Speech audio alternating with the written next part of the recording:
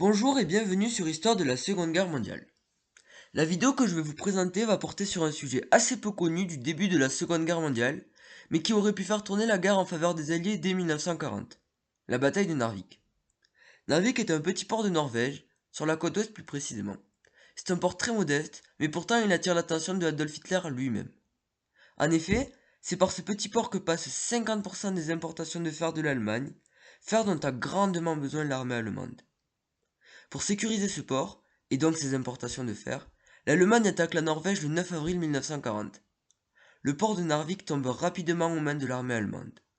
Face à cette déroute de l'armée norvégienne, les Alliés, donc le Royaume-Uni et la France, décident d'intervenir. S'ensuit ensuite plusieurs batailles navales, dont une première dès le 10 avril entre la flotte britannique et la flotte allemande.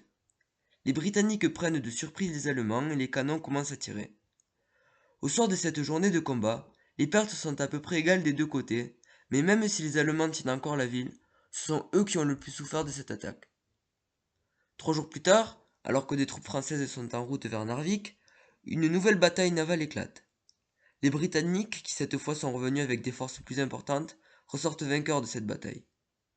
En fin de journée, une partie de la flotte allemande basée à Narvik se replie, alors que l'autre partie est détruite ou sabordée. Mais malgré ça, les nazis sont toujours en possession de la ville. C'est donc pour ça que la France envoie une demi-brigade de la Légion étrangère et 2 demi-brigades de chasseurs alpins à Narvik. Après 40 jours de navigation et une attaque aérienne repoussée, le convoi arrive enfin à destination. Les Alliés sont 35 000.